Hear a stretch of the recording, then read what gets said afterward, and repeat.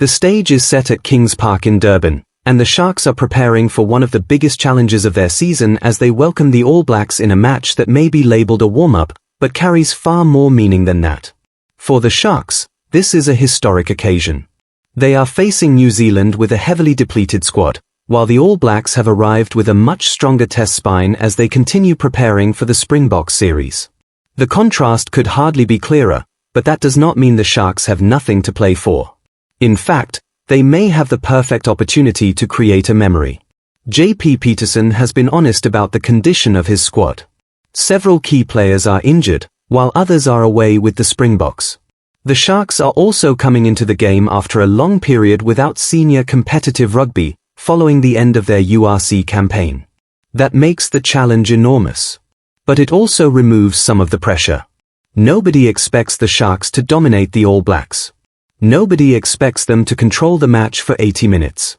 What they need to do is compete, stay disciplined, and make New Zealand uncomfortable. And Kings Park could help them do exactly that. The atmosphere should be one of the biggest advantages for the home side.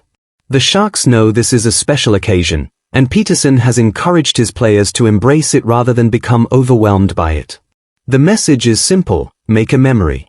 That could mean winning an important scrum, producing a huge defensive stand, scoring an unexpected try, or simply staying close to the All Blacks deep into the second half. The biggest question is whether the Sharks can do that. New Zealand arrive in Durban after defeating the Stormers 38-21 in Cape Town. The result was positive, but the performance exposed several weaknesses that Dave Rennie will want corrected immediately. The scrum was one of them. New Zealand conceded too many penalties and struggled at times against the Stormers' pressure. The All Blacks also had problems dealing with the aerial contest. Rennie has responded by bringing experienced players into the starting combination, including Ethan de Groot and Fletcher Newell. That makes the scrum one of the most important battles of the night. For the Sharks, Vincent Koch is the key man. With extensive experience at the highest level, Koch understands exactly how to attack an opposition scrum.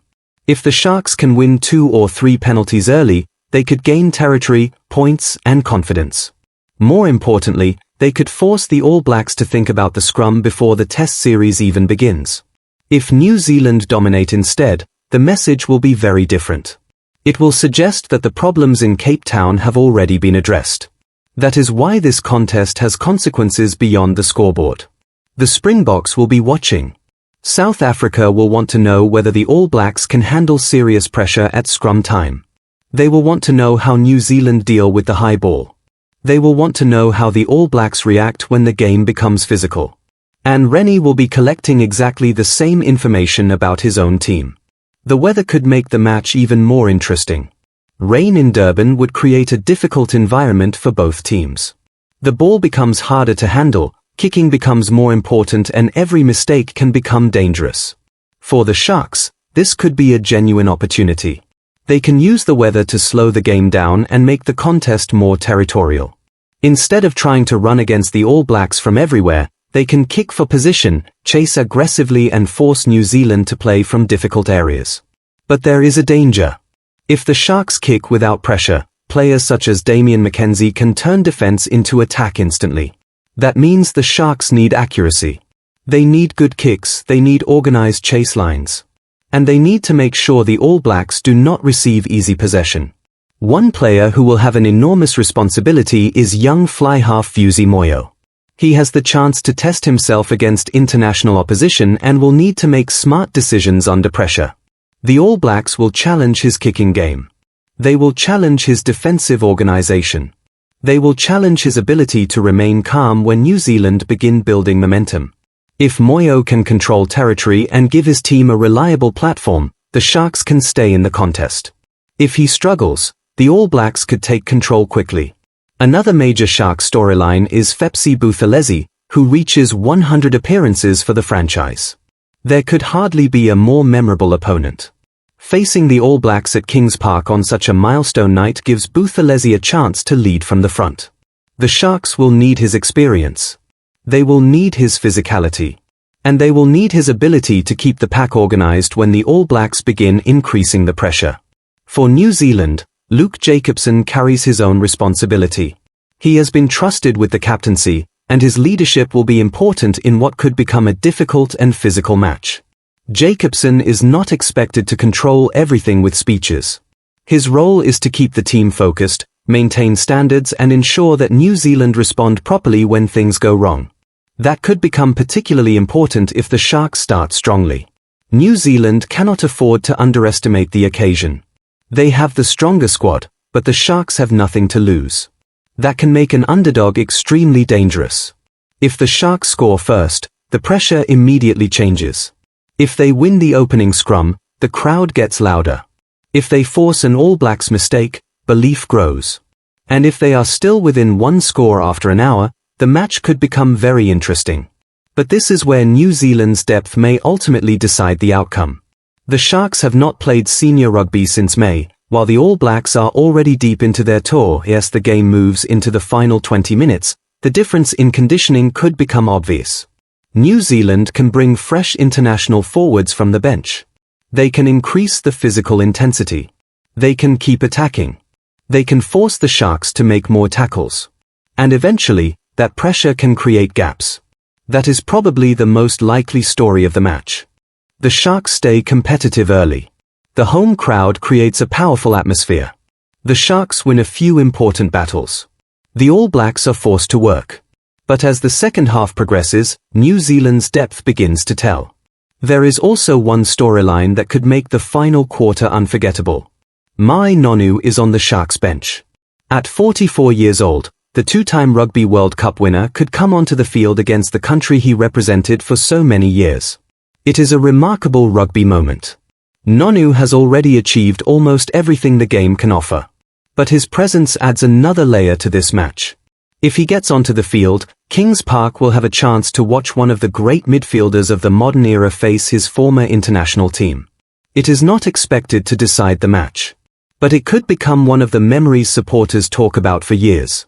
There is also an intriguing battle involving Wallace Sititi. The young All Blacks number 8 is back in the starting side and has an opportunity to strengthen his claim for a test position. His carrying ability, work around the breakdown and physical presence will all be examined. For Dave Rennie, this is exactly what matches like this are for. They are opportunities to test combinations. They are opportunities to identify weaknesses. They are opportunities to discover which players can perform under pressure. And they are opportunities to prepare for South Africa. The All Blacks cannot afford to treat Durban as a simple exhibition. The Sharks will certainly not treat it that way. This is an opportunity for the home side to measure themselves against one of the world's strongest teams. For the young Sharks players, it is an education. For the experienced players, it is a chance to lead. For Pietersen, it is a chance to build belief. For Rennie, it is another important selection test. And for supporters, it is a chance to see the All Blacks at Kings Park in a contest filled with history and emotion. The prediction has to favour New Zealand. The All Blacks have greater depth, more international experience and stronger preparation. But that does not mean the Sharks will make it easy. Expect the Sharks to attack the scrum. Expect them to use the rain and territory. Expect them to challenge New Zealand in the air. Expect them to defend aggressively.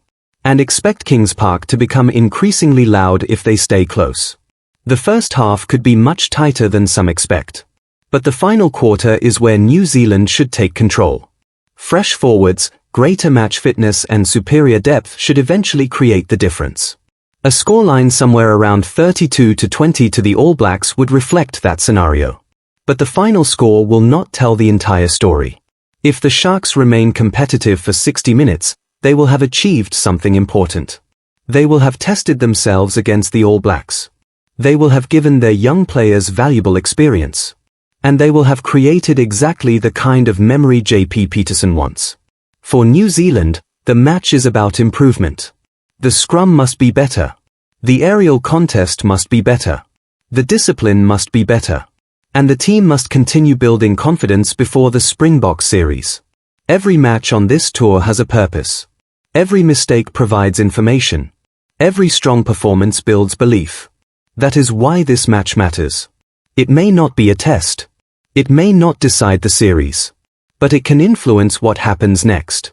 The Sharks have an opportunity to make Kings Park proud. The All Blacks have an opportunity to prove that the problems seen against the Stormers have been addressed.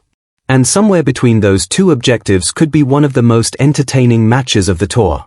The Sharks have the home crowd. The All Blacks have the depth.